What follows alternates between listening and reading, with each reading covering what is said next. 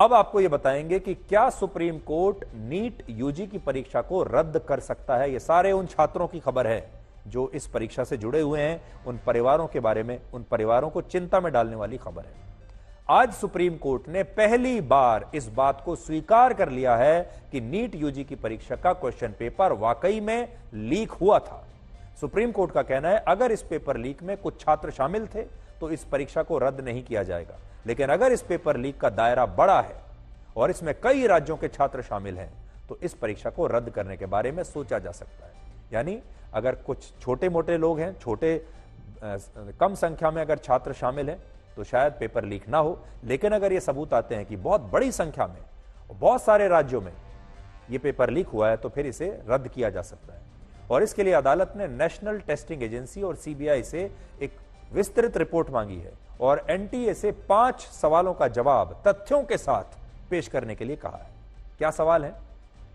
पहला सवाल, question paper leak हुआ कैसे, कहां लीक हुआ और परीक्षा से कितनी देर पहले क्वेश्चन पेपर लीक हुआ।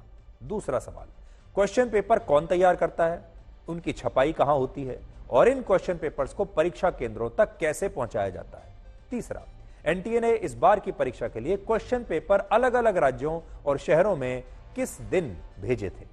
चौथा, क्या साइबर विभाग यह पता लगा सकता है कि इस धांधली से पूरी परीक्षा प्रभावित हुई है या फिर कुछ अंश प्रभावित हुए हैं। और पांचवां सवाल कि सीबीआई कितने मुकदमों की जांच कर रही है और क्या सभी दोषी छात्रों की पहचान हो सकती है। यानी सीबीआई की जो जांच का दायरा है वो कितना बड़ा है, कितना विस्तृत है और क्या उसमें अब क्या आने वाला है, वो क्या अपनी स्टेटस रिपोर्ट देगी।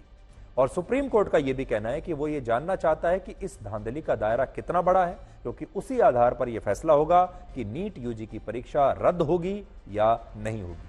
और इसी मामले में री एग्जामिनेशन की मांग करने वाले छात्रों को भी सुप्रीम कोर्ट ने अपना जवाब दायर करने के लिए कहा है और एनटीए को निर्देश दिया है कि उसे 10 जुलाई तक सारे तथ्य कोर्ट में पेश करने होंगे और फिर इन्हीं तथ्यों पर 11 जुलाई को सुप्रीम कोर्ट एक बार फिर सुनवाई करेगा, जो बहुत महत्वपूर्ण होगी।